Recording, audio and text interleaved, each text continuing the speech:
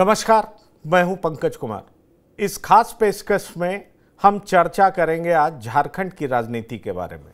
और झारखंड की राजनीति जिस तरीके से एक बार फिर से अस्थिर दिखाई पड़ रही है, उसका असर तो बिहार पर भी पड़ेगा ही। सवाल ये उठता है कि जिस तरीके से चंपई सोरेन कोलकाता जाकर दिल्ली पहुंचे हैं और झारखंड की राजनीति में उथल पुथल मचा हुआ है, इसका मायने क्या निकाला जाए। दरअसल ये तो तय माना जा रहा है कि चंपई सोरेन सीएम पद से हटाए जाने के बाद नाराज हैं, लेकिन नाराजगी के बावजूद वो बीजेपी में शामिल क्यों नहीं हो रहे हैं? क्योंकि अपने एक्स के जरिए, ट्वीट के जरिए उन्होंने ये तो साफ कर दिया था कि मुझे जिस तरीके से हटाया गया वो मेरी बेइज्जती थी, लेकिन मैं क्या करूं, उस पर उन्होंने 3 विकल्प भी सुझाए हैं। पर इतना साफ दिख रहा है कि वो जेएमएम में रहने वाले नहीं हैं। ऐसे में सवाल उठता है कि बात कहां अटक रही है। क्या चंपई सोरेन 2 कदम आगे बढ़कर जो उम्मीद कर रहे थे बीजेपी से, वो बीजेपी से मिल नहीं पा रहा है, या बीजेपी ने उन्हें भड़का दिया? चंपई सोरेन फंस गए, उन्हें समझ में नहीं आ रहा है कि अब आखिरकार क्या स्टेप लिया जाए। क्योंकि हेमंत सोरेन की बात करें तो हेमंत सोरेन ने एक तरीके से कह दिया है कि हमारे घर में तकरार करने के लिए, हमारी पार्टी में तोड़फोड़ करने के लिए विपक्ष कोई भी हथकंडे अपना रहा है, पैसे तक बहा रहा है। तो सवाल यह है कि हेमंत सोरेन गंभीर आरोप लगा रहे हैं, लेकिन दूसरी तरफ कोल्हान के नेता कहे जाने वाले चंपई सोरेन की नाराजगी अब क्या रूप लेगी, ये अभी समझ से परे है। क्योंकि पिछले 48 घंटे से सस्पेंस बना हुआ है कि चंपई सोरेन नाराज हैं तो जा कहां रहे हैं, किधर जा रहे हैं, उनके साथ कितने एमएलए हैं, क्या करने वाले हैं चंपई सोरेन। इस पर से अभी सस्पेंस का पर्दा उठा नहीं है। हम आपको बताएंगे कि आखिरकार बात अटक कहां रही है, दिक्कत क्या हो रही है, राजनीति किस तरीके से झारखंड की एक बार फिर से अस्थिर हो चली है। हमारे साथ जुड़ रहे हैं कुछ मेहमान, जिनसे मैं आपका परिचय करा दूं। हमारे साथ जो मेहमान जुड़ रहे हैं उनमें से एक है झारखंड मुक्ति मोर्चा के प्रवक्ता तनुज खत्री, आपका बहुत स्वागत है। हमारे साथ विनय कुमार जी हैं, वरिष्ठ पत्रकार, आपका भी बहुत स्वागत है। हमारे साथ मनीष पांडे हैं, बीजेपी प्रवक्ता, आपका भी बहुत स्वागत है। और साथ ही साथ हमारे साथ सुधांशु कुमार, प्रोफेसर सुधांशु कुमार हैं, आपका भी बहुत स्वागत है। खत्री जी, मैं आपके पास आना चाहूंगा। दरअसल चंपई सोरेन बड़े लॉयल, वफादार माने जा रहे थे। ये वफादार सिपाही आपकी पार्टी का बेवफा क्यों हो रहा है? क्या इसलिए बेवफा हो रहा है क्योंकि आपने बड़ा ही अनसेरिमोनियसली, मतलब बहुत ही उस तरीके से आपने मुख्यमंत्री के पद से हटा दिया, जिसका दुख चंपई सोरेन लंबे समय तक बर्दाश्त नहीं कर पाए। अब चंपई सोरेन कोलकाता के रास्ते दिल्ली पहुंच रहे हैं। आपको क्या लग रहा है, चंपई सोरेन आपका साथ कब छोड़ रहे हैं, बीजेपी में कब जा रहे हैं?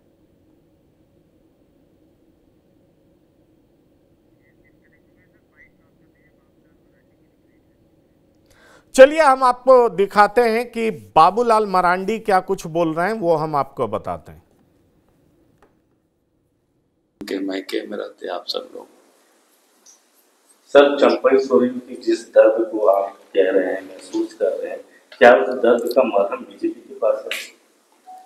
हमने कहा कि हमने देखा है, जो अखबार में जो पढ़ा या फिर व्हाट्सएप ग्रुप में भी वायरल हो रहा है, जो उन्होंने लिखा है उसको, उसी को मैंने पढ़ा है।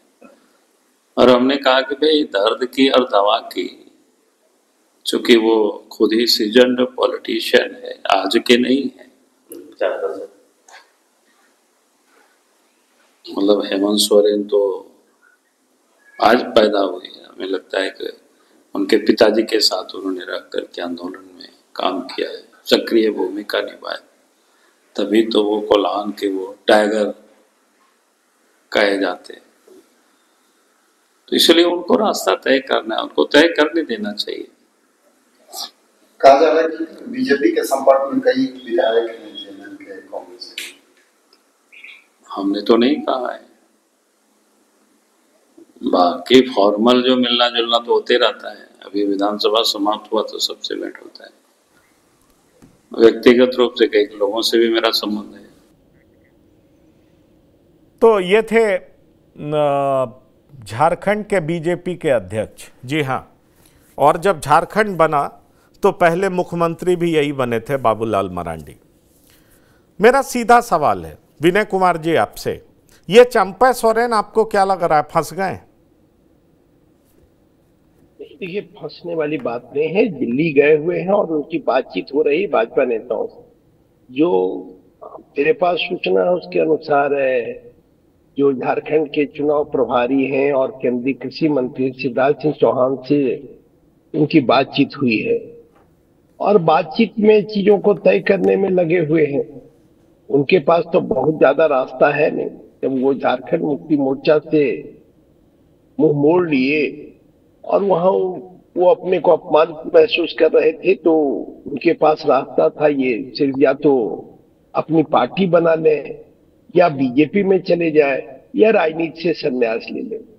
क्योंकि राजनीति के ये पुराने खिलाड़ी हैं, काफी संघर्षशील व्यक्ति है और उस समय से झारखंड मुक्ति मोर्चा के साथ है जब कोई सोचता भी नहीं था कि झारखंड मुक्ति मोर्चा एक दिन यहाँ राज करेगा। शिबू सोरेन जी के वफादार सिपाही है और संजोग से शिबू सोरेन जिस संथाल जाति से आते हैं, आदिवासियों में जो संथाल है उसी संथाल जाति से भी चंपई सोरेन आती है। एक ही दोनों की जाति भी है। आदिवासियों में भी कई तरह के आदिवासी होते हैं। झारखंड में तो 32 प्रकार के आदिवासी हैं। जैसे हिंदुओं में होता है राजपूत, भूमिहार, ब्राह्मण, कास्ट, उसी तरह से यहाँ भी कई तरह के आदिवासी हैं। वो है, मुंडा है, उरांव है। झारखंड में कई तरह के लोग हैं।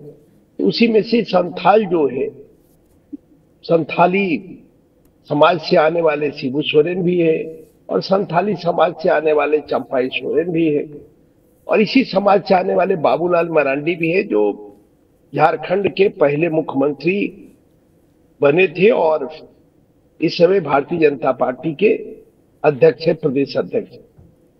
तो कहीं न कहीं अब चंपई सोरेन निर्णय कर रहे हैं और इनकी बातचीत हो रही है और हो सकता है 1 से 2 दिनों के अंदर सारी चीजें तय हो जाए। 1 से 2 दिनों के अंदर सारी चीजें तय हो जाए। हमारे साथ एक बार फिर से जुड़ चुके हैं झारखंड मुक्ति मोर्चा के प्रवक्ता तनुज खत्री। तनुज खत्री जी, आप ये बताइए कि एक वफादार सिपाही बेवफा क्यों हो गया? क्या आप लोग ढंग से ट्रीटमेंट नहीं दे पाए या क्या उनके स्टेचर के मुताबिक, उनकी सीनियरिटी के मुताबिक उनको सम्मान नहीं मिला? उनको मुख्यमंत्री बनाया आपने लेकिन आनन फानन में उतार दिया। उनका दर्द तो इस तरीके से बाहर निकलता है कि विधायक दल के नेता वो थे लेकिन विधायकों की मीटिंग उनके मर्जी के बगैर बुला ली गई, उनको पता तक नहीं था। क्या कहना चाहते हैं आप? देखिए पंकज जी, आदरणीय चंपई सोरेन जी एक बहुत वरिष्ठ नेता है झारखंड के और झारखंड मुक्ति मोर्चा के भी। तो व्यक्तिगत रूप से तो मैं, मेरे जैसा एक छोटा कार्यकर्ता उन पर कोई टिप्पणी नहीं कर सकता है, लेकिन जो आपने सवाल किया है उसका जवाब देना तो पड़ेगा ही। देखिए, झारखंड मुक्ति मोर्चा एक क्षेत्रीय दल है और निश्चित रूप से झारखंड के अंदर में सबसे बड़ी पार्टी भी हम हैं और क्षेत्रीय दल में आप समझ सकते हैं कि मुख्यमंत्री का पद सबसे बड़ा पद होता है और वैसे परिस्थिति में जब भारतीय जनता पार्टी ने एक सिटिंग सीएम को, एक आदिवासी युवा मुख्यमंत्री को झूठे आरोपों में अरेस्ट किया, उसके बाद उनको इस्तीफा दिलाने के लिए राजभवन लेकर के गए। उससे पहले अगर हेमंत सोरेन जी ने अपने कलम से, अपने हाथों से अगर किसी का नाम लिख करके गए तो वो चंपई सोरेन जी का नाम था कि उनको मुख्यमंत्री के पद में सुशोभित करना है। क्या ये अपमान है? हम समझते हैं कि राजनीतिक जीवन में सबसे बड़ा सम्मान ये है कि जब संकट आया, जब झूठे आरोपों में उनको फंसाने की कवायद हुई, तो सबसे पहला नाम अपने हाथों से लिखने का काम किया हेमंत सोरेन जी ने, वो चंपई सोरेन जी का था। लेकिन सबसे दुर्भाग्य की बात यह है कि अब जो होता है भविष्य में, आज कल परसों जब भी जो चीजें आए, जो तस्वीरें सामने आए आपके माध्यम से या भारतीय जनता पार्टी के माध्यम से जो चीजें सामने आएंगी, इसमें मूल प्रश्न यही है कि हमारे राज्य का जो विपक्ष है भारतीय जनता पार्टी, उसके पास कोई नेता नहीं है, कोई नीति नहीं है जो हेमंत सोरेन जी के मुकाबला वो खड़ा कर पाए। इसलिए वो तोड़ने मरोड़ने, घर तोड़ने, पहले भी कोशिश हुई। आदरणीय सीता सोरेन जी को उन्होंने अपने दल से चुनाव लड़वाया, गीता कोड़ा को चुनाव लड़वाया, क्या हुआ? और सबसे महत्वपूर्ण बात, झारखंड मुक्ति मोर्चा एक ऐसा दल है जो नेता बनाता है।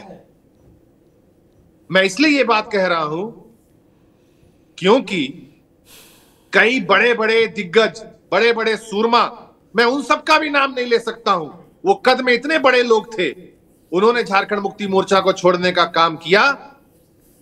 और स्थिति क्या हुई? हमारे साथ विनय कुमार जी वरिष्ठ पत्रकार बैठे हैं, झारखंड और बिहार की राजनीति को काफी करीब से देखा है, वो बताएंगे आपको कि कौन कौन से बड़े बड़े नामों ने झारखंड मुक्ति मोर्चा छोड़ी और फिर हश्र क्या हुआ।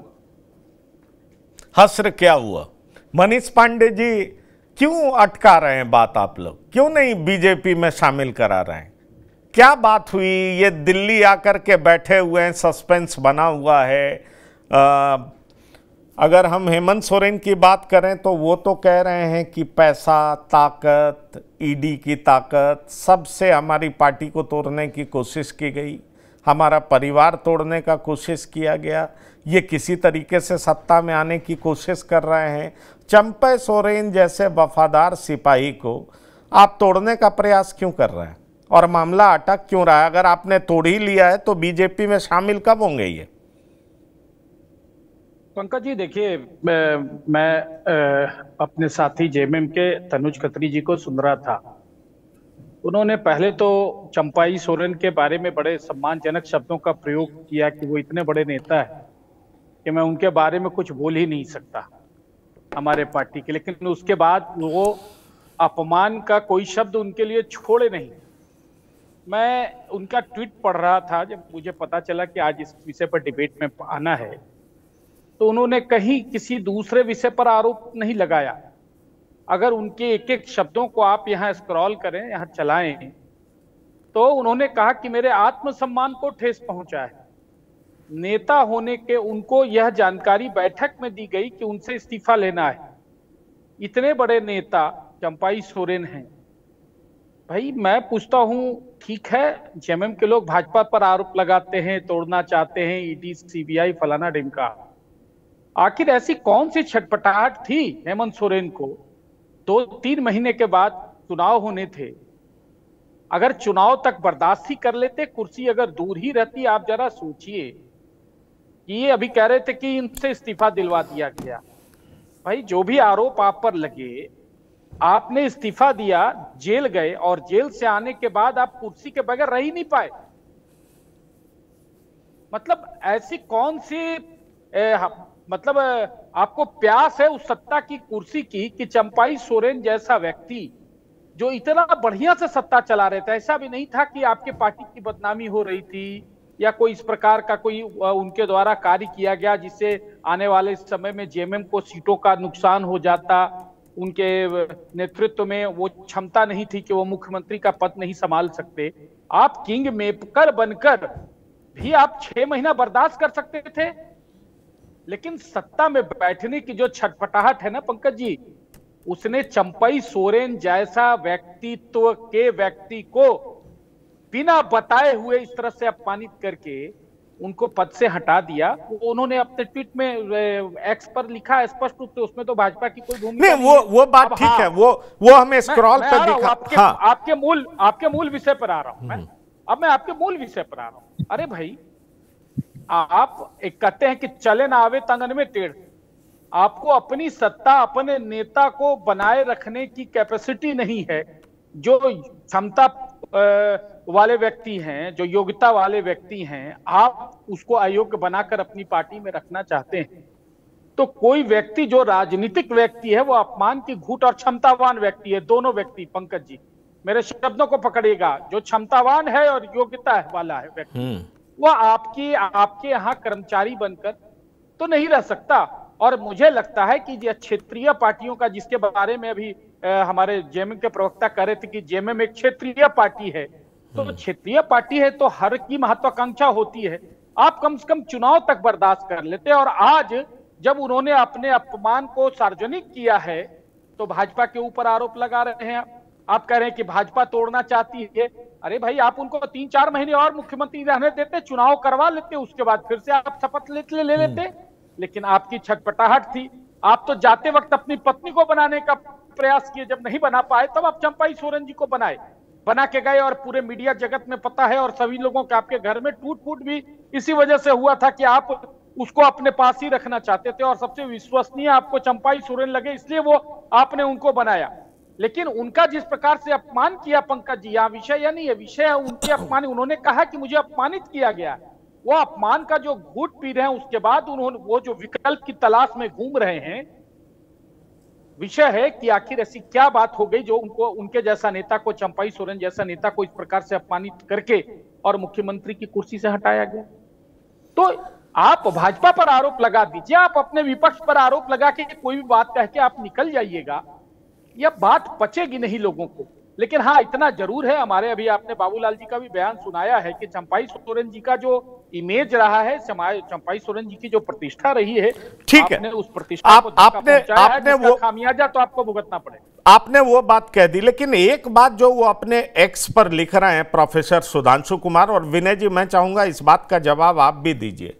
3 जुलाई को विधायक दल की मीटिंग होने वाली थी, लेकिन उससे पहले 2 दिन पहले से ही मुख्यमंत्री को किसी भी कार्यक्रम में जाने से मना कर दिया गया, रोक दिया गया। कहा यह गया कि आप किसी भी फंक्शन को अटेंड नहीं करेंगे, किसी चीज का शिलान्यास नहीं करेंगे। उन्होंने अपने उस पे लिखा है कि कोई पीजीटी टीचर की मीटिंग थी, उसमें जाना था हूल दिवस के बाद, और उसके बाद कई दिनों से उनको कहा गया कि आप चुपचाप घर बैठे रहिए, आप किसी मीटिंग में नहीं जाइएगा। और जिस तरीके से उन्होंने अपनी वेदना प्रकट की है, उससे तो यह साफ मालूम चलता है कि विधायक दल की मीटिंग से पहले ही उन्हें कह दिया गया कि अब आप सीएम से हटिएगा, विधायक दल की मीटिंग बुला ली गई है, आप किसी कार्यक्रम में नहीं जाइएगा बतौर सीएम। क्या आपको नहीं लगता है कि वाकई झारखंड मुक्ति मोर्चा में चंपाई सोरेन जैसे कद्दावर वफादार नेता के साथ तानाशाही हुई है? जी, अभी जेएमएम के प्रवक्ता ने कहा कि जब उनको सीएम बनाया गया था उसमें विधायक दल की मीटिंग बुला के ये चिट्ठी लिखे सोरेन जी ने लिखा था या खुद से लिखकर चले गए? देखिए, वहां पर भी यही हुआ। ये कोई ऐसा नहीं है कि विधायक, वो फॉर्मेलिटीज बाद में की गई कि भाई विधायक दल की मीटिंग बुलानी, चुकी वो फॉर्मेलिटी करनी होती। डिसीजन तो उस समय भी हेमंत सोरेन ने ही लिया कि भाई ठीक है, हम जेल जा रहे हैं तो हमारी जगह पे अगर कोई आएगा तो वो चंपाई सोरेन होंगे। दरअसल क्या है, क्षेत्रीय पार्टियां और ज्यादातर भारत की पार्टियां, क्षेत्रीय क्यों कहा जाए, वहां पर जो सुप्रीम बॉस होता है पार्टी का, उसके इशारे पे सारी चीजें होती और बाकी की चीजें फॉर्मेलिटीज के रूप में की जाती है। कोई भी जानता है, कोई भी दल हो, ऐसे कोई ये मत सोचिए राष्ट्रीय पार्टियों में कोई बड़ी अच्छी स्थिति है। विद इन पार्टी डेमोक्रेसी कहाँ पर है, किसी दल में है क्या? कुछ कह ले, लोग कह ले हाँ जी हम चुनाव कराते हैं, लेकिन सबको पता होता है कि जो सुप्रीम बॉस है वो तय कर देता है फलाने जी अध्यक्ष बनेंगे, उसके बाद इलेक्शन होते रहते हैं, उसकी प्रक्रिया पूरी करनी होती है, क्योंकि वो नियम चुनाव आयोग के सामने सारी चीजें रखनी होती है, आपको अपने दल की मान्यता बचाए रखनी। तो जब चंपाई जी को बनाया गया था तब भी हेमंत सोरेन ने डिसीजन लिया, और जब वो जेल से बाहर आए, उनको चीफ मिनिस्टर बनना था, उन्होंने डिसीजन किया।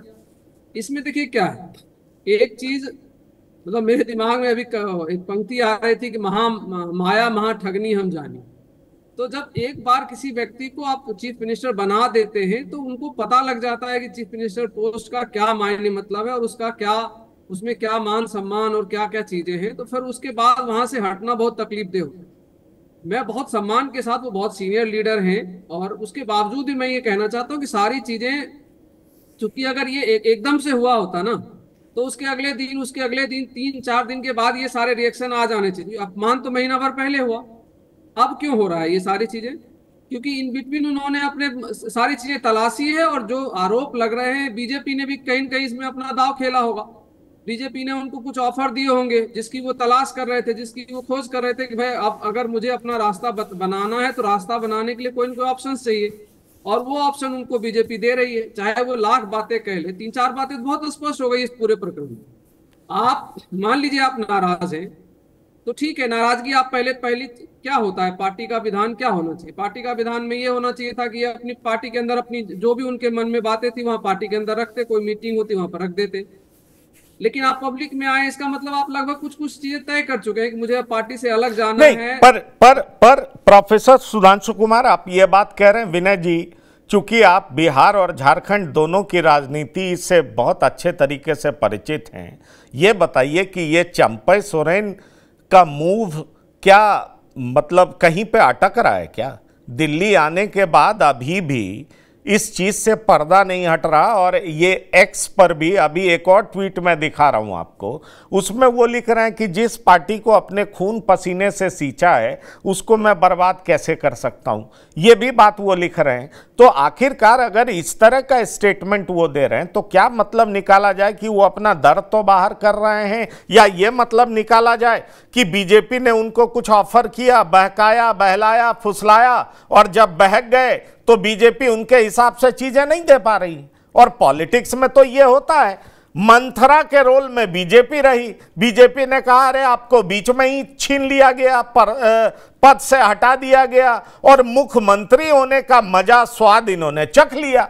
अब उनको समझ में आता है कि सीएम होने का पावर क्या होता है। लेकिन जैसे इनको हटाया गया, पहले तो वो भरत के खड़ाऊं जैसा उन्होंने अपने को प्रोजेक्ट किया कि भाई मैं तो हेमंत सोरेन जी का खड़ाऊं हूं, लेकिन जब खड़ाऊं जैसे ही राजगद्दी पर बैठा, खड़ाऊं को समझ में आ गया कि इस राजगद्दी में क्या ताकत है। फिर वो खड़ाऊं को जब हटाया गया तो उसको बुरा लगने लगा, क्योंकि अब वो खड़ाऊं पैर में पहना जाने लगेगा। तो उसको समझ में आ गया कि अरे कहाँ हम गद्दी पे बैठे थे, कहाँ हमें ऐसे उतार दिया गया, और वो भी जिस तरीके से उतारा गया वो निश्चित तौर पर बर्दाश्त करने लायक नहीं है। अब उनके तेवर, अब उनका दर्द, अब उनका भाव भंगिमा वो बिल्कुल बदला हुआ नजर आता है। यही चंपई सोरेन थे ना जिन्होंने कहा था कि अरे वो अंदर थे तो भी मजबूत थे, अब बाहर निकलेंगे तो हम और मजबूत होंगे। तो ऐसा क्या हो रहा है? कलकत्ता गए, दिल्ली पहुंचे, दिल्ली पहुंच करके भी साफ साफ तय नहीं हो पा रहा है कि बीजेपी में शामिल होंगे कि नहीं शामिल होंगे। क्या आपको लगता है कि कोल्हान के दिग्गज नेता रघुवर दास, अर्जुन मुंडा, इन लोगों को लग रहा है कि अरे भाई चंपई सोरेन को ला क्यों रहे हो, कि इनके साथ विधायक ही कितना है, क्या फायदा होगा? पहले तो ला के देख लिया आपने, दुर्गा सोरेन, सीता कोड़ा, सबको मिला तो कुछ नहीं। एक सीट दुमका पक्का होता था वो भी नुकसान कर गए, लूज कर गए, हार गए। बीजेपी को लग रहा है कि चंपई सोरेन को टाइगर समझ रहे थे, दरअसल टाइगर तो जेएमएम से अभी बाहर ठीक से निकले ही नहीं कि पता चल गया ये कितने बड़े और कितने असली टाइगर हैं। मैं मुझे अगर 2 मिनट देते हैं इसकी, आज पहले सर विनय जी बोल लें, फिर मुझे दीजिएगा मौका। ठीक है, ठीक।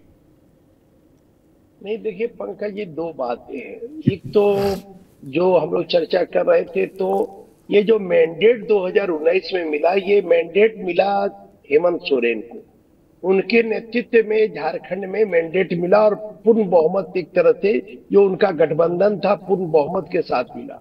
और कभी भी वो 45-50 विधायक से कम उनके पास नहीं रहा बहुमत का आंकड़ा जो रहा, हर बार अभी भी काफी आंकड़ा है उनके पास। तो परिस्थिति ऐसी बनी कि जब उन्होंने तमाम विधायकों से दस्तखत करा लिया सादा कागज पर, तो उन्हें लगा कि चंपई सोरेन एक विश्वासी व्यक्ति है, इनको हम, और इनका नाम उन्होंने अंतिम वक्त पर लिखकर इनको मुख्यमंत्री बनाने का काम किया। हेमंत सोरेन को लग रहा था ये मन में कि चंपई सोरेन चूंकि बड़ा गार्जियन का सम्मान देते थे, हम लोग अनेक अवसरों पर देखते रहे कि हेमंत सोरेन सबसे ज्यादा सम्मान देने का काम अपने पिता के बाद, शिबू सोरेन तो यहाँ के सर्वमान्य नेता हैं, उसके बाद वो चंपई सोरेन को सम्मान देने का काम करते थे। इस विधानसभा के सत्र के दौरान भी, अभी जो विधानसभा का सत्र समाप्त हुआ उस दौरान भी कल्पना सोरेन ने सदन में आके हेमंत सोरेन को चरण स्पर्श करके उनका आशीर्वाद। आप जानते हैं कल्पना सोरेन पहली बार विधायक उपचुनाव जीत कर आई है गांडे से, तो सम्मान देने का जहां तक सवाल है, हाँ कहीं न कहीं कुछ लोग, राजनीति में क्या होता है कि जब आपकी इर्द गिर्द के कुछ लोग ऐसे होते हैं, जब आप किसी पद पर चले जाते हैं तो आपको बरगलाने का भी काम करते हैं, आपको झूठा आश्वासन देने, कई तरह का जाल बुनने का भी काम करते हैं। तो ऐसे लोगों के कारण मुझे लगता है कहीं न कहीं हेमंत सोरेन और चंपई सोरेन का संबंध खराब। वरना हर कोई जानता था कि भाई हेमंत सोरेन के नाम पर चुनाव लड़ा गया, हेमंत सोरेन के कारण यहाँ सरकार बनी और ये सरकार चल भी रही थी बहुत अच्छे ढंग से। लेकिन एक परिस्थिति आई, हेमंत सोरेन को जेल जाना पड़ा। अब जेल जाना पड़ा नहीं, तो वो सारी बातें ठीक है, पर आप ये बताइए, बीजेपी को लग रहा था 14 विधायक इनके साथ हैं, इनके साथ अभी कितने विधायक हैं? मुझे नहीं लगता 2-3 भी साथ हैं। तो बीजेपी ने भड़का तो दिया, लेकिन बीजेपी को अब लग रहा है कि इनको लाने का फायदा क्या है? दुर्गा सोरेन को ले आए, कोई फायदा नहीं हुआ, और लोगों को लाए, कोई फायदा नहीं हुआ। नहीं पंकज जी, दुर्गा सोरेन तो अब उनका निधन हो गया। वो बड़े कद्दावर नेता थे और शिबू सोरेन के बड़े पुत्र थे, और अगर आज दुर्गा सोरेन होते तो दुर्गा सोरेन ही झारखंड के मुख्यमंत्री होते। नहीं, माफ करिएगा, अभी जो दुमका से चुनाव लड़ी थी, क्या नाम है उनका? उनकी पत्नी, उनकी पत्नी, जी हाँ, उनकी पत्नी सीता सोरेन, क्योंकि दुर्गा सोरेन के समय में सीता सोरेन, मैं माफी चाहता हूँ, सीता सोरेन, बिल्कुल बार बार दुर्गा सोरेन ही याद आ जाता है, उनकी पत्नी है सीता सोरेन। जी हाँ, नेता थे, बहुत कद्दावर नेता थे। और दुर्गा सोरेन के निधन के तत्काल बाद हम मिले थे शिबू सोरेन जी से बोकारो में उनके निवास पर।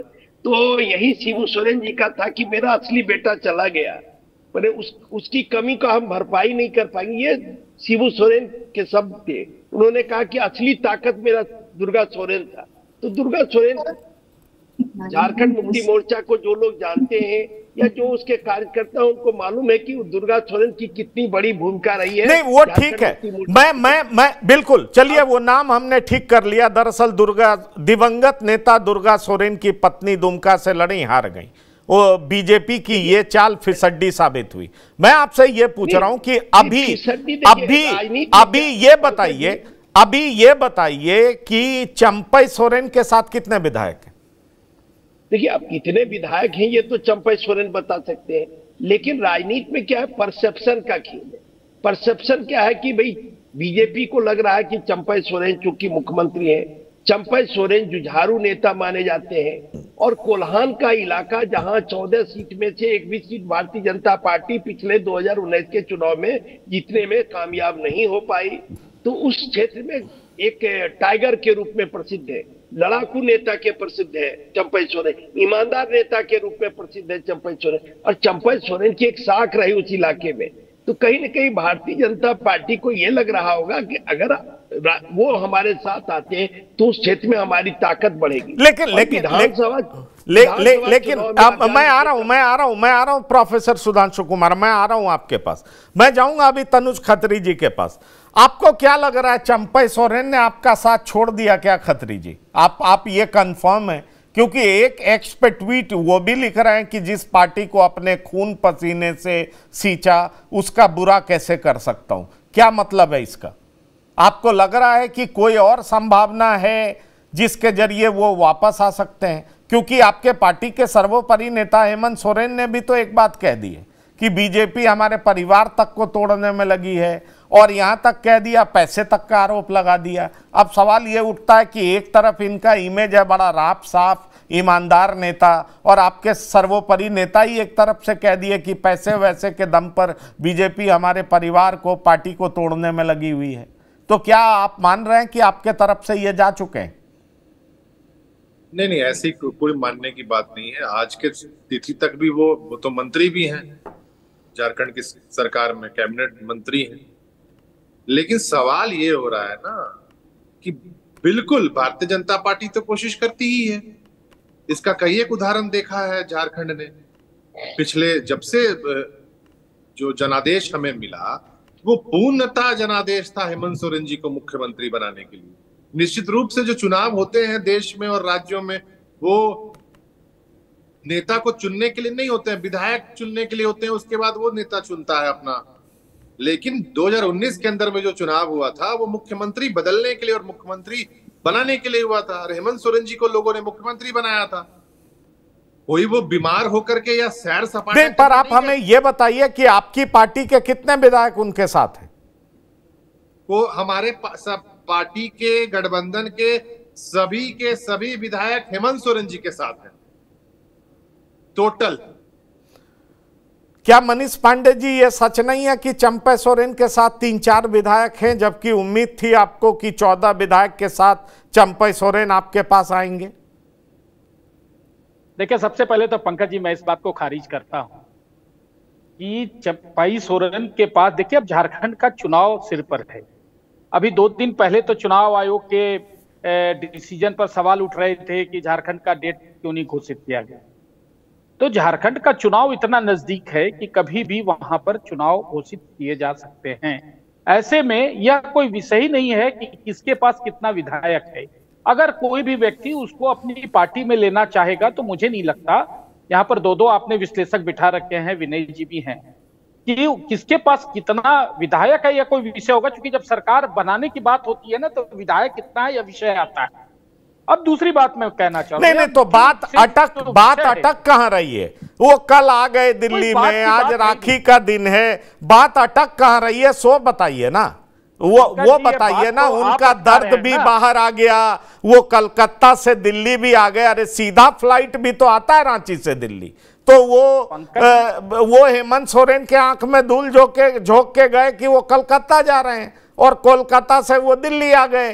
तो ये इतना घूम टहल जो हो रहा है, अब बताइए ना कि आपके साथ क्यों नहीं आ रहे हैं? बात कहां अटक रही है?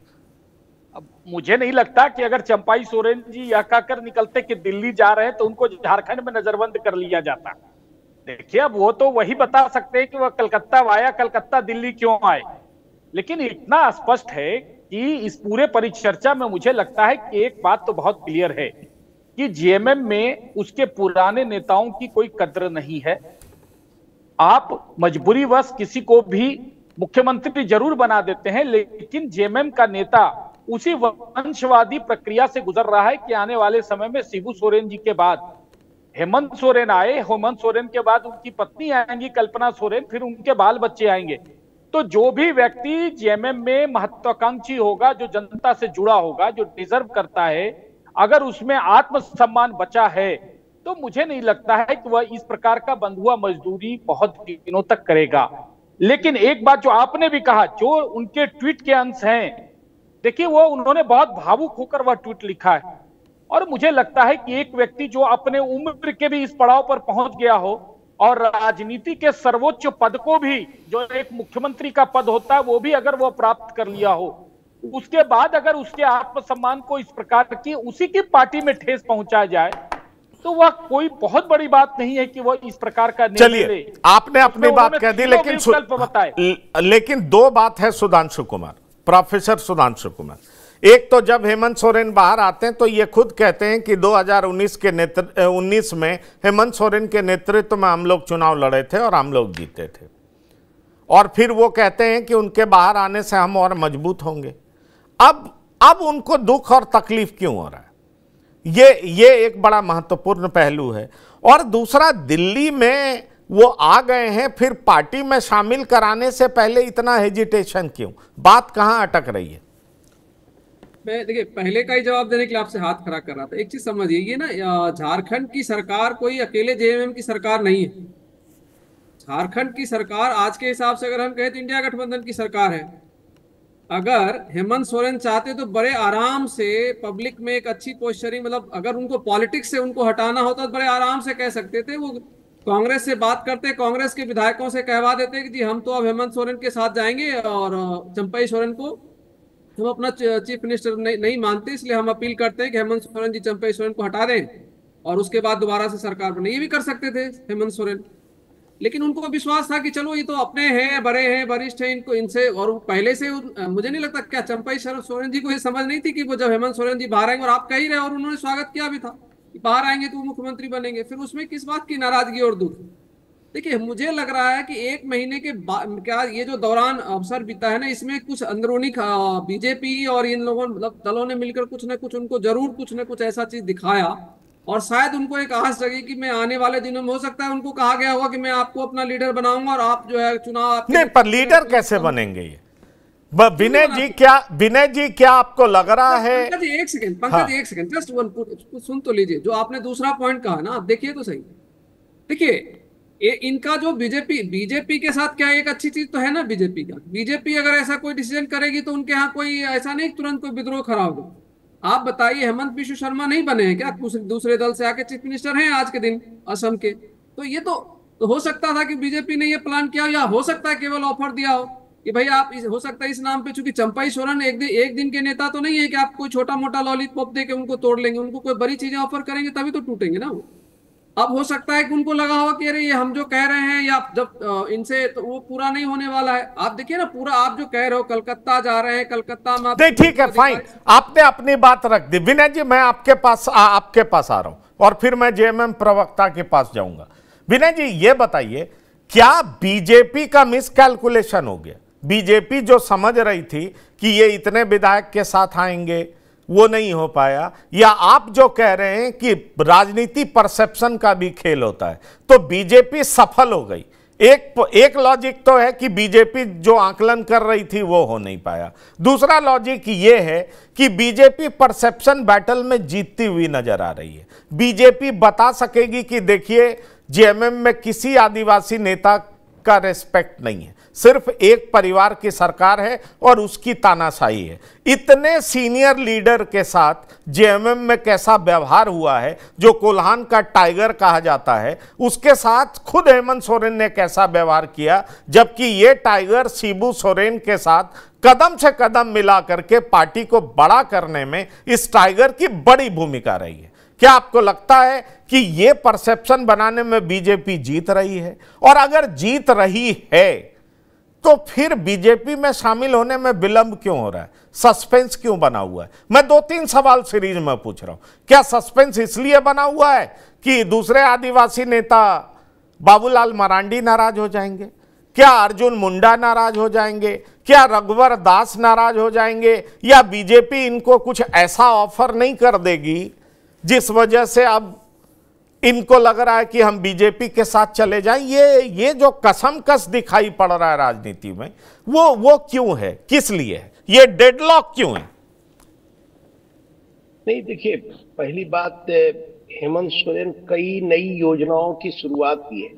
तो अब जो चुनाव आने वाला है 2 महीने के बाद, तो उन योजनाओं और उन उपलब्धियों को लेकर हेमंत सोरेन चुनाव में जाएंगे। भारतीय जनता पार्टी भी अपने पक्ष में माहौल बनाने के लिए कुछ बातों को लेकर जाना चाहती है। तो उसमें एक ये मामला है कि अगर चंपाई सोरेन भारतीय जनता पार्टी के साथ आते हैं, तब वो जनता के बीच ये कहकर जाएंगे कि हेमंत सोरेन जैसे कद्दावर नेता, चंपाई सोरेन जैसे कद्दावर नेता, चंपाई सोरेन जैसे जुझारू नेता, और जिन्होंने इतना सेक्रीफाइस किया, उनकी वहां कोई प्रतिष्ठा नहीं रही। तो जेएमएम के कार्यकर्ताओं के बीच, झारखंड की जनता के बीच इस मुद्दे को लेकर भारतीय जनता पार्टी जाएंगे और एक परसेप्शन बनाने की कोशिश करेंगे। क्योंकि भारतीय जनता पार्टी भी ये चीज को समझ रही है कि हेमंत सोरेन कई ऐसी योजनाओं की शुरुआत उन्होंने की है जिसके कारण जनता में उनकी भी लोकप्रियता बढ़ी है। तो उसका मुकाबला भारतीय जनता पार्टी के नेताओं को करना पड़ेगा। वैसे में एक चंपाई सोरेन एक मोहरा हो सकते हैं उनके लिए, और इसी के लिए भारतीय जनता पार्टी, खास करके जो मेरे पास सूचना है कि इस ऑपरेशन में लोकल लीडर का कहीं कोई भूमिका नहीं है। हेमंत बिश्व शर्मा इस मामले में लगे हुए हैं, और जो कलकत्ता गए हैं वहां से भी ऐसा समझा जाता है, ऐसा माना जाता है कि टच में वो चंपाई सोरेन के हैं। और क्योंकि कल अमित शाह जी दिल्ली में नहीं थे, बाहर थे, अब अमित शाह के लौटने के बाद आज शिवराज जी से शायद उनकी बातचीत हुई है, जैसी सूचना है यहाँ पर। तो मुझे लगता है कि 1-2 दिन में सेटल्ड हो जाएगा, और भारतीय जनता पार्टी एक परिवारवाद के खिलाफ आरोप लगाते हुए हेमंत सोरेन पर अगला चुनाव में आक्रामक मुद्रा में रहेगी, और इसके साथ साथ चंपाई सोरेन के साथ जो व्यवहार हुआ उसको लेकर चुनाव में जाएगी।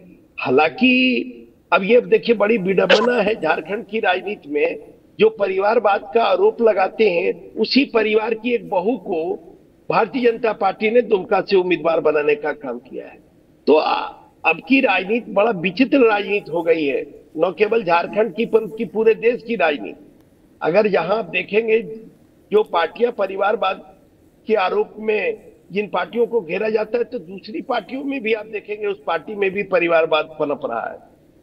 तो लेकिन भारतीय जनता पार्टी के नेता चंपई सोरेन के बहाने, खास करके कोल्हान का इलाका, देखिए पिछला जो चुनाव 2019 का हुआ था उसमें 28 से आदिवासी सीटें हैं झारखंड में, अनुसूचित जनजाति के लिए रिजर्व, उसमें 26 सीटों पर भारतीय जनता पार्टी हार गई थी और इंडिया गठबंधन के उम्मीदवार जीतने में कामयाब हो गए। और इंडिया गठबंधन के उम्मीदवार जीतने के कारण हेमंत सोरेन की सरकार बनी और सरकार बहुत मजबूती के साथ झारखंड में चलती रही। अब भारतीय जनता पार्टी एक्सरसाइज कर रही है कि उन 28 में से जो 26 सीटें जिस पर हम हारे हैं वहां हम अपना मजबूत कैंडिडेट उतारे। और उसी कड़ी में चंपई सोरेन भी एक नाम है, क्योंकि चंपई सोरेन भी 7 बार के विधायक है, इनकी अपनी पकड़ है। और कोल्हान का जो 14 सीट है, जहां 14 के 14 सीटें भारतीय जनता पार्टी हार गई थी, उन सीटों पर चंपई सोरेन के आने से निश्चित रूप से कुछ न कुछ लाभ मिलेगा। क्योंकि विधानसभा का जब चुनाव होगा तो कुछ कुछ मतों का ही मार्जिन होता है, 2000, 4000, 5000 मत बहुत महत्वपूर्ण हो जाते हैं। तो कहीं न कहीं भारतीय जनता पार्टी के नेताओं को, खास करके शीर्ष नेताओं को, चूंकि जो इस बार जिम्मेदारी जिन नेताओं को दी गई है वो चुनाव के बड़े एक्सपर्ट नेता माने जाते हैं। शिवराज सिंह चौहान जो मध्य प्रदेश के मुख्यमंत्री रहे, केंद्रीय कृषि मंत्री हैं, ग्रामीण विकास मंत्री हैं, और हेमंत बिस्वा शर्मा, ये लोग दोनों चुनाव के एक मुख्य प्रभारी है, एक सह प्रभारी है। इनको जिम्मेदारी दी गई और दोनों चुनाव के बहुत एक्सपर्ट रहते हैं, तो इनको सारी परिस्थितियों का अच्छा ज्ञान है और ये लोग पूरा स्टडी करा रहे हैं झारखंड, कहां किस सीट पर किसकी कितनी ताकत है, कौन बेहतर हो सकता है, और इसी के अनुरूप ये लोग कार्य कर रहे हैं। लेकिन दूसरी तरफ अगर आप हेमंत सोरेन को देखेंगे तो वो भी अपनी 4 साल, 4.5 साल की उपलब्धियों को लेकर जनता के बीच जाना चाह रहे हैं। और उन्होंने एक मैया योजना उन्होंने शुरू की, जिसमें हर महिलाओं को 1,000 रुपया हर महीने देने का काम शुरू हो गया। तो उनके पास भी उपलब्धि है। तो इस बार का चुनाव जो होगा झारखंड का बड़ा रोचक चुनाव होगा। पर एक आरोप खत्री जी आपके ऊपर गंभीर तौर पर लगता है कि परिवारवादी तो आप हैं ही, पर तानाशाही रवैया भी है, क्योंकि आपने इतने लॉयल वफादार सिपाही को इस तरीके से हटाया है। तो क्या आपके पार्टी की स्थिति आपको नहीं लगता कि कोल्हान में बहुत खराब होगी, कम से कम, क्योंकि कोल्हान के तो टाइगर हैं ये, और जिस तरीके से आपसे दूर जाते जा रहे हैं, आप इनको अपने साथ जोड़े रखने में नाकामयाब तो हुए हैं। क्या इस बात को आप एक्सेप्ट करते हैं? क्योंकि एक कोल्हान रीजन से बड़ा आदिवासी नेता अगर आपका साथ छोड़ता है, जो कि शुरुआती समय से ही आपके साथ रहा है, तो आपको नहीं लगता कि झारखंड मुक्ति मोर्चा के लिए ये बड़ा झटका है? देखिए पंकज जी, सबसे पहले तो इस बात को समझने की जरूरत है कि 31 जनवरी को जब माननीय मुख्यमंत्री हेमंत सोरेन जी को गिरफ्तार करके इस्तीफा दिलाया गया, राजभवन ले जाकर, माननीय मुख्यमंत्री जी कोई सैर सपाटा करने नहीं गए थे और वो पूरी तरह से स्वस्थ थे। वैसी परिस्थिति में जबरन जिसको इस्तीफा वो सारी बात ठीक है, लेकिन अभी का जो क्राइसिस है उसके बारे में बताइए। क्या कोल्हान में आपकी पार्टी चंपई सोरेन की भरपाई कर पाएगी? क्या मैं आपसे ये पूछना चाह रहा हूं, क्या आप ये मानते हैं कि ये आपके लिए बड़ा झटका है? अगर इस तरीके की कोई कवायद होती है, पहले तो अभी कुछ हुआ नहीं, लेकिन भारतीय जनता पार्टी के लोगों के पास कोई मुद्दा नहीं है, कोई विषय नहीं है, वो लगातार डोरे डाल रहे हैं। इस डिबेट में भी उनके पास बोलने के लिए कोई मुद्दा नहीं है, उसमें भी वो उनको बड़ा सम्मान और अपमान दिख रहा है। अपने घर में अपने नेताओं को तो देखिए जाकर के, कौन है आपका नेता जो इस चुनाव में आपका नेता हो? कौन होगा बताइए? बाबूलाल मरांडी। अरे कहां बाबूलाल मरांडी, वो तो हेमंता बिस्वा शर्मा के पीछे पीछे घूम रहे हैं बेचारे। वो तो अरे तो हेमंता विश्व शर्मा सह प्रभारी हैं। अभी आप जान लीजिए योगी आदित्यनाथ, हेमंता विश्व शर्मा बीजेपी के बड़े अपकमिंग लीडर्स हैं। अपकमिंग है कि आउट गोइंग है ये तो जनता तय करेगी ना। बैठ करके हम लोग नैरेटिव नहीं तय करें किसी के बारे में।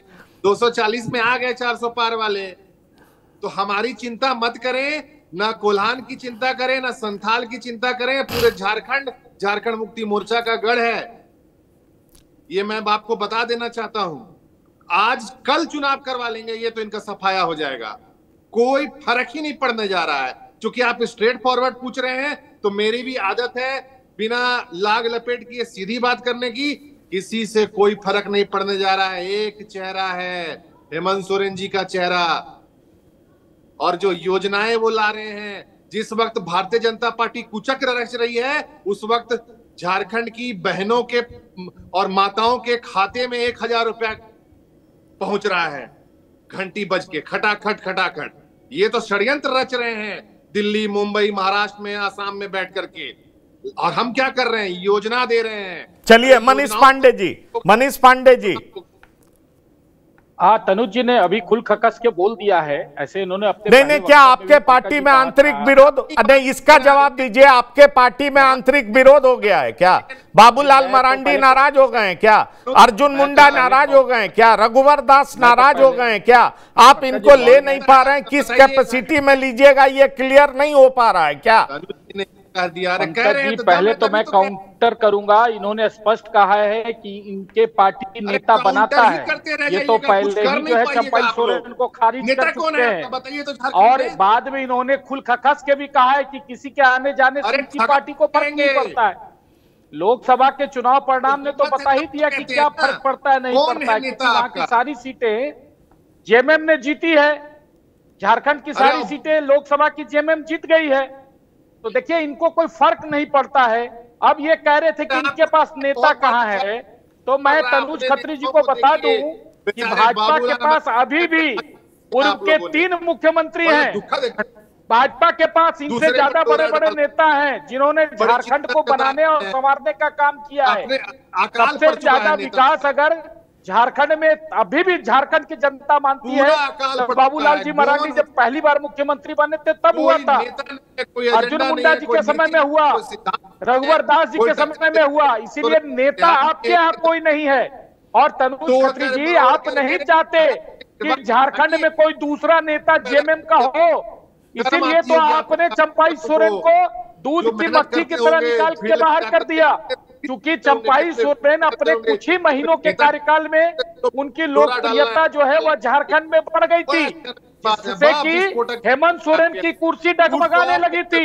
इसीलिए वो जेल से निकलते के साथ सबसे पहला काम किए तो उन्होंने चंपाई सोरेन को मुख्यमंत्री की कुर्सी से हटाया, क्योंकि उनको पता था कि अगर चंपाई सोरेन चुनाव तक अगर मुख्यमंत्री रह जाते तो मुझे लगता है कि उनकी लोकप्रियता हेमंत सोरेन से ज्यादा बढ़ जाती, क्योंकि हेमंत सोरेन के ऊपर कई भ्रष्टाचार के आरोप लगे थे। ये बात हेमंत सोरेन को पता था, इसीलिए उन्होंने तुरंत उनको अपमानित करके गद्दी से हटाया। और आप कहते हैं तनुज खत्री जी की भाजपा के पास नेता नहीं है। अरे भाई, भाजपा के पास नेताओं की भरमार है, आपके जेएमएम के पास नेताओं की कमी है। और जेएमएम में सोरेन परिवार चाहता नहीं है कि परिवार के बाहर, हेमंत सोरेन के परिवार के बाद कोई दूसरा व्यक्ति नेता बने झारखंड में या जेएमएम में। इसलिए चलिए आपने अपनी बात रख दी, आपने अपनी बात रख दी। क्या विनय जी आप ये बताइए, क्या बीजेपी इस स्ट्रैटेजी पर काम कर रही है कि कोल्हान से एक बड़ा नेता अपने तरफ ले आओ? क्योंकि कोल्हान का एक बड़ा नेता तो इनके पास नहीं है जो उस तरीके से जीत दिला सकता हो। तो चूंकि आपने जैसा कि बताया कि आदिवासी 28 क्षेत्र में 26 पिछली बार झारखंड मुक्ति मोर्चा जीत गई थी, तो बीजेपी उसी मोर्चा और उनके सहयोगी तो बीजेपी उसी कमी को पूरा करने की कवायद में ये फैसला ले रही है, चंपाई सोरेन को तोड़ने में लगी हुई है। निश्चित रूप से, क्योंकि जो हम लोगों के पास सूचना है, बीजेपी एक एक सीट पर काम कर रही है। खास करके अनुसूचित जनजाति की जो 28 सीटें, हर सीट पर काम कर रही है। और कहां कौन मजबूत उम्मीदवार होगा, इसके लिए पूरा ब्लूप्रिंट तैयार किया जा रहा। और इसी दिशा में चंपई सोरेन पर डोरा डाला गया होगा। और चंपई सोरेन मुझे लगता है कि अब तो दरवाजे पर बैठे हैं, अंदर किसी भी समय आ सकते हैं, क्योंकि जहां वो पहुंच गए कोई बहुत विकल्प उनके पास बचा नहीं है। हालांकि एक बात हम पहले भी आपको कहे कि चंपई सोरेन को बड़ा सम्मान देते हुए हमने देखा है हेमंत सोरेन को और उनकी पत्नी कल्पना सोरेन को। और चंपई सोरेन शिबू सोरेन की भी बहुत विश्वासी रहे। और जब पहली बार मुख्यमंत्री हेमंत सोरेन बने थे 13 में, उस समय भी चंपई सोरेन बढ़कर उनका साथ देने का काम किया। दूसरी बार भी जब मुख्यमंत्री बने तो साथ देने का, लेकिन इधर कुछ न कुछ अंडरस्टैंडिंग में कमी हुई, या कुछ लोग जब आप सत्ता में बड़े पद पर पहुंचते हैं तो कुछ लोग भड़काने वाले भी लोग रहते हैं। मुझे लगता है कि इसी कवायद के तहत इनको भी भड़काया गया हो।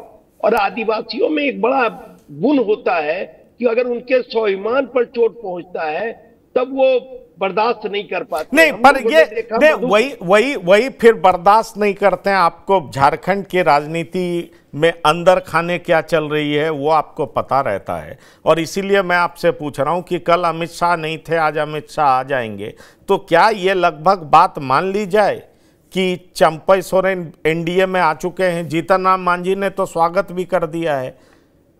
जीतन राम ने हाँ भाई, चंपई सोरेन, पंकज जी, चंपई सोरेन इतने सीजन्ड नेता हैं, 7 बार के विधायक हैं।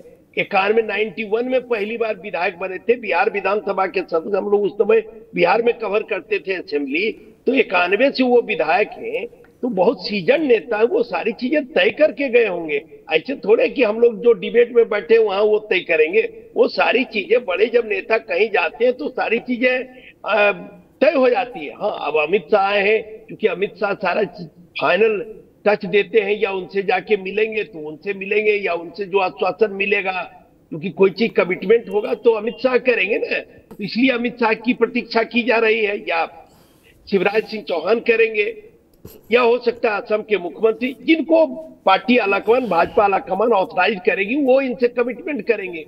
मुझे लगता है कि सारी चीजें अंदर खाने तय हो गई, तभी चंपई सोरेन दिल्ली गए हैं और इस तरह का उन्होंने ट्वीट किया है। और एक बात लालू जी बराबर कहते थे हम लोगों से कि भाई 2 पाया को बांध के नहीं रखा, चौपाया को बांध के रखा जा सकता है, 2 पाया को आप नहीं बांध के रख सकते हैं। तो जब चुनाव का समय आता है तो पार्टियों में इधर से उधर लोग जाते आते रहते हैं। चुनाव के समय ये कोई बड़ी बात नहीं, हम लोग लंबे समय से चुनाव देख रहे हैं। सुधांशु जी, आप कुछ कहना चाह रहे हैं? नहीं, मैं ये कह रहा था कि सारी चर्चाएं जो हो रही है कि बीजेपी ने ये इस काम के लिए कर लिया, उनको मान लीजिए कोल्हान में एक नेता चाहिए था, या उनको ये बदनाम करने के लिए, लेकिन अल्टीमेट बात ये है कि भाई इन सारी चीजों के लिए चंपई जी क्यों जाएंगे? चंपई जी को तो कुछ मिल रहा होगा ना। बीजेपी को मजबूत करना है, इसलिए तो चंपई सोरेन का कोई बीजेपी के साथ तो कोई ऐसा इमोशन आज नहीं जग गया कि भाई हमको बीजेपी को मजबूत करना है, उनकी स्ट्रैटेजी का पार्ट बनना है इसलिए चले जाएंगे, ऐसा तो नहीं है ना। तो कुछ न कुछ तो बेहतरीन ऑफर चंपई सोरेन जी को मिला होगा जो उनको जेएमएम में नहीं मिल रहा, तभी तो जा रहे हैं वो। अरे तो बीजेपी उनको राज्य में भी कुछ बड़ा दे सकती है, बीजेपी उनको केंद्र में भी कुछ बड़ा दे सकती है, बीजेपी हर तरीके से उनको लाभान्वित कर सकती है। बिल्कुल, या तो केंद्र में कोई बड़ा ऑफर है या राज्य के लिए कोई बड़ा ऑफर है, तो जाएंगे नहीं ना। जो सीजन पॉलिटिशियन है 7 बार का। ठीक है, ठीक। हाँ, आप जो कहना चाह रहे हैं विनय जी कहिए। नहीं, एक चीज कह रहे हैं हम आपको कह रहे थे ना कि आदिवासियों में एक गुण होता है कि उनके सम्मान पर जब चोट पहुंचता है तो वो कोई भी निर्णय ले लेते हैं। तो मुझे लगता है कहीं न कहीं इनका जो ट्वीट भी आया है उसमें इनके सम्मान पर चोट पहुंचा और इसलिए उन्होंने इस तरह का फैसला लिया है। हम लोग मधु कोड़ा के केस में भी देखे थे, मधु कोड़ा किस तरह से एक रोड के मामले पर जब नाराज हुए थे तो पूरी सरकार को तोड़ दिए, बीजेपी को, और फिर एक अकेले मुख्यमंत्री, इकलौते निर्दलीय विधायक के रूप में मुख्यमंत्री बने थे। तो यहाँ आदिवासियों में एक बड़ा गुण होता है कि अगर उनके सम्मान पर चोट पहुंचता है तो निश्चित रूप से वो फैसला ले लेते हैं और वो हानि लाभ नहीं देखते। चलिए, तो अब चूंकि समय की सीमा पूरी हो रही है इसलिए हम और भी इस पे डिबेट करते, इंटरेस्टिंग हो रहा था। पर एक बात इतना बहुत साफ है कि चंपई सोरेन झारखंड मुक्ति मोर्चा की परिधि से काफी दूर निकल चुके हैं, ये बात तो तय लग रहा है। अब सवाल यहीं पर अटका हुआ है कि आखिरकार बात कहां अटक रही है। चंपई सोरेन बीजेपी में आते हैं तो किस भूमिका में आएंगे, यही देखना दिलचस्प होगा, क्योंकि वो कोलकाता होते हुए दिल्ली पहुंच गए। पार्टी से कितने नाराज हैं वो उनका एक्स बता रहा है।